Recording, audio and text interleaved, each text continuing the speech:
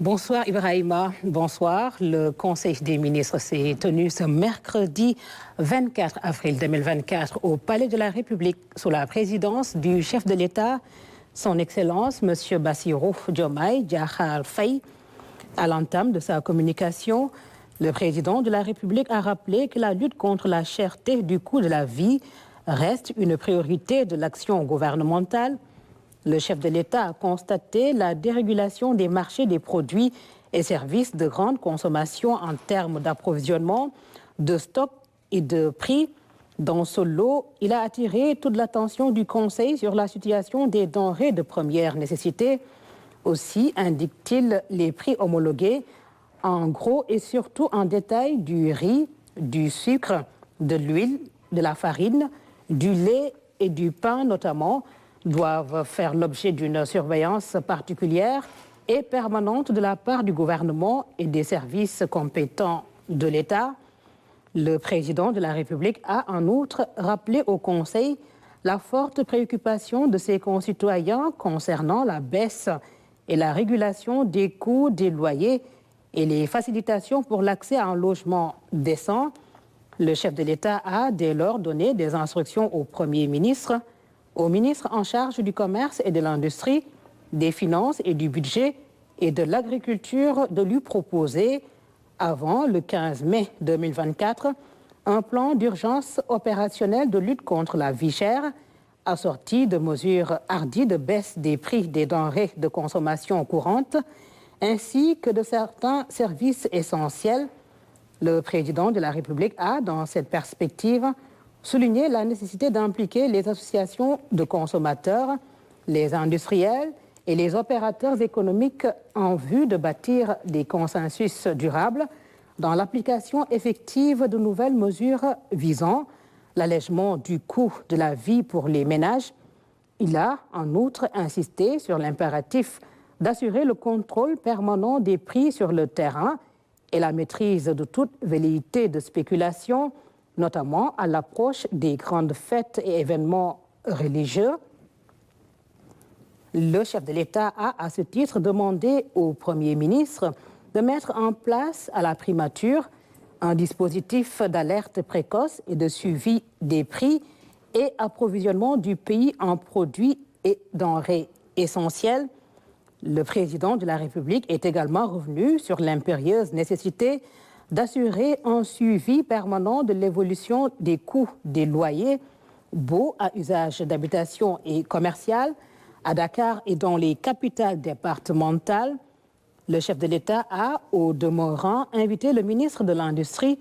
et du Commerce à veiller à la transformation du commerce intérieur, qui passe par la modernisation du commerce de proximité,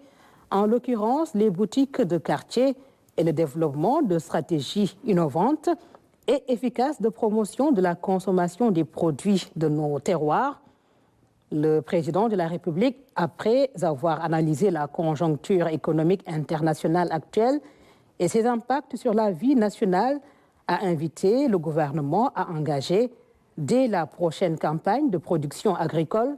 la mise en œuvre de la doctrine de souveraineté alimentaire, DSA,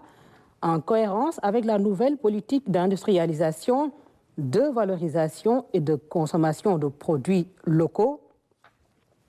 Le chef de l'État a ainsi demandé au Premier ministre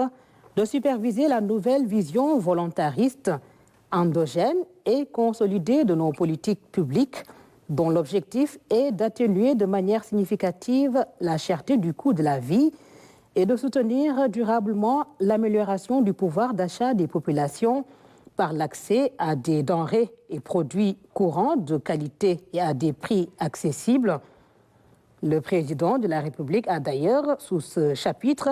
donné des instructions au Premier ministre pour accentuer les réformes visant l'amélioration de la concurrence dans ces différents secteurs d'activité et la préservation soutenue des droits des consommateurs. Ensuite, le chef de l'État a beaucoup insisté sur la formation professionnelle et technique, ainsi que l'emploi des jeunes qui demeurent, selon lui, des priorités nationales. À ce sujet, il a demandé au Premier ministre de prendre les mesures idoines visant à mutualiser et optimiser les ressources et interventions de toutes les structures publiques de soutien et de promotion de la formation professionnelle, de l'entrepreneuriat et de l'emploi des jeunes. Il a à cet égard demandé d'harmoniser les bases de données sectorielles relatives aux demandes et offres d'emploi. Le chef de l'État a demandé au Premier ministre et au ministre en charge des Finances, de la formation professionnelle, de l'enseignement supérieur et du travail de procéder dans les meilleurs délais à une revue de l'écosystème des structures, moyens d'intervention et offres de formation professionnelle et technique en vue d'améliorer l'allocation des ressources destinées aux cibles de la formation professionnelle et technique. Il a, sur ce point, indiqué l'urgence d'implémenter à la primature un système de suivi des politiques de promotion de l'emploi des jeunes et de veiller à l'insertion professionnelle rapide des jeunes diplômés de l'enseignement en français et en arabe. Le président de la République a également demandé au Premier ministre de veiller à la territorialisation des politiques de formation professionnelle et technique et d'emploi des jeunes. Le chef de l'État a par ailleurs demandé au gouvernement d'engager avec les partenaires sociaux, les centrales syndicales, des travailleurs et le patronat, des concertations régulières pour une trêve sociale. Il a souligné la nécessité de procéder à l'actualisation consensuelle du Code du travail et de la Convention nationale État-employeur. Il a aussi appelé à la tenue, après le 1er mai, de la conférence sociale autour du thème majeur de l'employabilité et l'emploi des jeunes. Le président de la République a, dans le même élan, informé le Conseil des audiences qu'il a accordé le mardi 24 avril 2024 aux responsables des centrales syndicales les plus représentatives et aux dirigeants des organisations du patronat dans le cadre des concertations pour la consolidation de la stabilité sociale et des efforts collectifs de lutte contre la vie chère, la relance de l'économie nationale et la création d'emplois pour les jeunes. Le chef de l'État a aussi demandé au Premier ministre d'assurer avec chaque ministre concerné la coordination du suivi permanent de la prise en charge des doléances et recommandations des partenaires sociaux, centrales syndicales et organisations patronales. Le président de la République s'est également dit particulièrement soucieux du renforcement de la réconciliation nationale.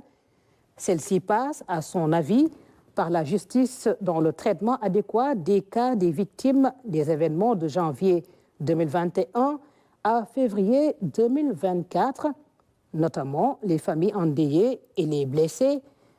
À cet effet, le chef de l'État a demandé au Premier ministre de mettre en place une commission d'indemnisation des victimes des événements de janvier 2021 à février 2024.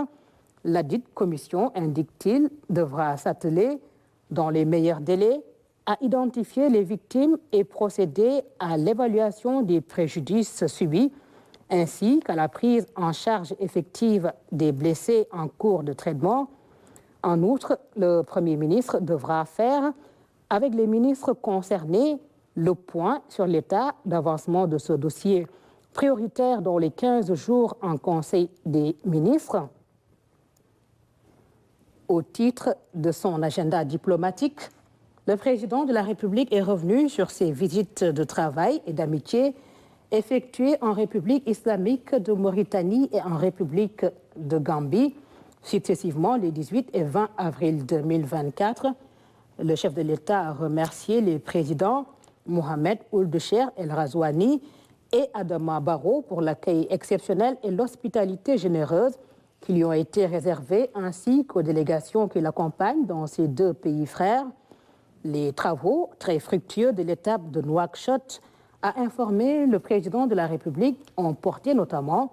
sur le renforcement de la coopération en matière de défense et de sécurité à la frontière face aux menaces transversales que sont le terrorisme,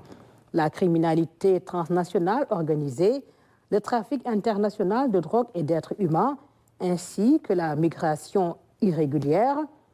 la redynamisation de la coopération en matière de pêche. À cet effet, le président Razouani a assuré que son pays est disposé à partager les ressources halieutiques et prôner un échange d'expériences en matière de gestion de ces ressources. Il a également invité les deux pays à une surveillance maritime commune renforcée pour faire face aux bateaux pilleurs. Le retard noté dans les travaux d'exécution du pont de Rosso, chaque partie étant invitée à lever les goulots d'étranglement. La coopération en matière d'énergie, l'accent a été mis sur le retard de 28 mois des travaux de GTA et la nécessité de constituer un seul bloc uni face à l'opérateur BP pour ne pas décevoir les attentes des populations. S'agissant de l'étape de la Gambie, le chef de l'État a informé le Conseil que ces entretiens très fructueux en tête-à-tête avec le président Adama Barrow ont porté dans tous les domaines de la coopération pour un accent particulier sur la défense et la sécurité, un domaine dans lequel le Sénégal continuera d'appuyer la Gambie dans sa quête de stabilité.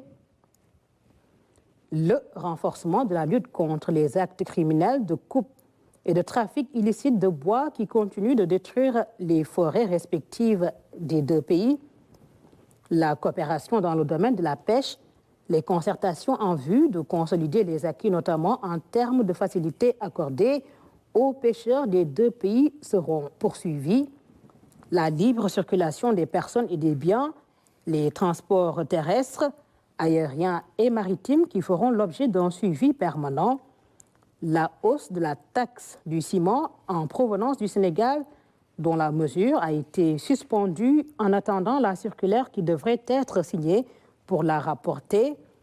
Enfin, le président de la République a évoqué l'audience qu'il a accordée à M. Charles Michel, président du Conseil européen, le lundi 22 avril 2024. Dans sa communication au Conseil, le Premier ministre a fait part de l'audience qu'il a accordée à son Excellence Mohamed Julde Diallo, vice-président de la Sierra Leone, le lundi 22 avril 2024, sur instruction de Monsieur le Président de la République. Ensemble, ils ont procédé à la revue des principaux axes de la coopération entre le Sénégal et la Sierra Leone. Ils ont également échangé sur les voies et moyens de sa redynamisation en vue d'offrir plus d'opportunités au secteur privé des deux pays. À cet effet, ils ont convenu de proposer aux deux présidents de la Sierra Leone et du Sénégal la tenue d'une commission mixte avant la fin de l'année 2024. Le Premier ministre a également informé de la conception d'un projet de nouveau référentiel du dialogue social, conforté par les riches échanges tenus respectivement avec les organisations syndicales, représentatives et patronales sous la houlette de Monsieur le Président de la République. Ces travaux aboutiront à une gamme de mesures devant permettre une baisse conjoncturelle du prix de denrées de première nécessité et un canevas pour la refondation du dialogue social prenant en compte notamment l'équité salariale, les engagements du gouvernement, la sécurité des emplois et les droits et devoirs syndicaux, conformément aux directives de Monsieur le Président de la République, formulées à l'occasion de la réunion du Conseil des ministres du mardi 9 avril 2024 pour la mise en place effective et rapide des cabinets ministériels et la proposition pour chaque ministère d'une nouvelle organisation rationalisée, ainsi que des nominations conformes d'une part à la réglementation en vigueur et d'autre part aux objectifs sectoriels validés. Le Premier ministre a annoncé la mise à disposition des ministres et secrétaires d'État dès ce jeudi de 3 circulaires. Une circulaire relative à la composition des cabinets des ministres et secrétaires d'État pour rappeler les règles relatives à la constitution des cabinets des ministres et secrétaires d'État ainsi qu'aux fonctions et conditions de nomination de leurs membres. Une circulaire relative aux relations entre les ministres et secrétaires d'État pour préciser les dites relations en vue d'éviter d'éventuels conflits et dysfonctionnements afin d'instaurer au sein du département ministériel une plus grande cohésion et une meilleure cohérence de l'action gouvernementale. Une circulaire relative à l'organisation du travail gouvernemental pour rappeler l'importance de l'organisation et de la méthode dans l'efficacité du travail gouvernemental, programmation, organisation, coordination, contrôle et suivi, évaluation des politiques, projets et programmes. Le Premier ministre a par ailleurs fait part de l'élaboration du plan d'action gouvernemental avec un canevas qui sera mis à la disposition de chaque ministère par circulaire. Cette dernière précisera les actions les plus urgentes à exécuter par les ministères avant le 10 juin 2024, en tenant compte des allocations budgétaires inscrites dans la loi de finances initiale 2024, les actions prioritaires au titre du second semestre de l'année en cours, ainsi que les ressources budgétaires nécessaires, les programmes et projets à l'horizon 2029. L'ensemble de ces informations mises en cohérence sera la trame de la déclaration de politique générale que le Premier ministre présentera à l'Assemblée nationale. S'agissant du travail d'élaboration du document de référence en matière de politique économique et sociale, le projet, le Premier ministre a affirmé qu'il portera exclusivement le sceau de l'expertise sénégalaise et sera achevé au troisième trimestre de l'année 2024. À cet effet, un comité technique restreint sera mis en place à la primature. Cette instance sera composée notamment des ministres en charge du plan, des finances, de l'industrie, de la souveraineté alimentaire, de l'emploi, de la transformation du secteur public et du bureau organisation et méthode BOM. À l'issue des travaux, poursuit le Premier ministre, le cadre de référence pour la matérialisation de la vision de Monsieur le Président de la République pour un Sénégal souverain, juste et prospère à travers la conception de programmes et projets de transformation systémique sera soumis à la validation du chef de l'État avant la fin du troisième trimestre de l'année 2024. La première phase du plan d'action pluriannuel du projet sera inscrite, précise-t-il, dans le projet de loi de finances initiale 2025 qui sera soumis à l'approbation de l'Assemblée nationale au début du mois d'octobre prochain. Et au titre des communications des ministres. Le ministre de l'Enseignement supérieur, de la Recherche et de l'Innovation a fait une communication sur la situation de l'enseignement supérieur et de la recherche. Le ministre des Pêches, des Infrastructures maritimes et portuaires a fait une communication sur la procédure de sélection d'un opérateur pour l'exploitation des chantiers navals de Dakar. Le ministre de la Famille et des Solidarités a fait une communication sur le lancement du projet de résilience et de développement communautaire de la vallée du fleuve Sénégal, PRDC-VFS, financé par la Banque mondiale. Le ministre de la Jeunesse, des Sports et de la Culture a fait une communication sur la mise en vente publique aux enchères de la bibliothèque du président Léopold Sédar Senghor en France. Le ministre de l'Agriculture, de la Souveraineté alimentaire et de l'Élevage a fait une communication sur la préparation de la Tabaski 2024, le bilan de la campagne agricole 2023 et la préparation de la campagne agricole 2024-2025.